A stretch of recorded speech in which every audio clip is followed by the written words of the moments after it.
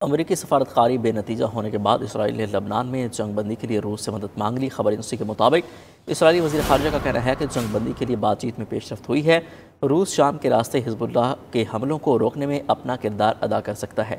آپ کو بتا رہے کہ امریکی سفارتکاری بے نتیجہ ہونے کے بعد اسرائیل نے لبنان میں جنگ بندی کے لیے روس سے مدد مانگ لی۔ خبر ایجنسی کے مطابق اسرائیلی وزیر خارجہ کا کہنا ہے کہ جنگ بندی کے لیے بات چیت میں پیش رفت ہوئی ہے۔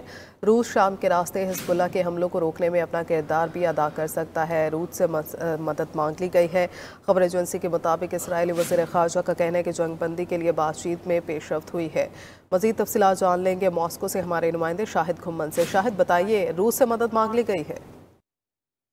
جی بالکل، اسرائیل نے لبنان میں جنگ بندی کے لیے روس سے مدد مانگ لی ہے۔ اس بارے میں اسرائیل کا کہنا ہے کہ لبنان میں جنگ بندی کے بارے میں بات چیت میں پیش رفت ہوئی ہے، اور اسرائیل نے واضح اشارہ دیا ہے کہ روس اگر چاہے تو وہ شام کے راستے حزب اللہ کو دوبارہ مسلح ہونے سے روک کر اپنا کردار ادا کر سکتا ہے۔ حالانکہ ایران کے حمایت یافتہ گروپ کا کہنا ہے کہ انہیں کوئی نیا پیغام نہیں ملا۔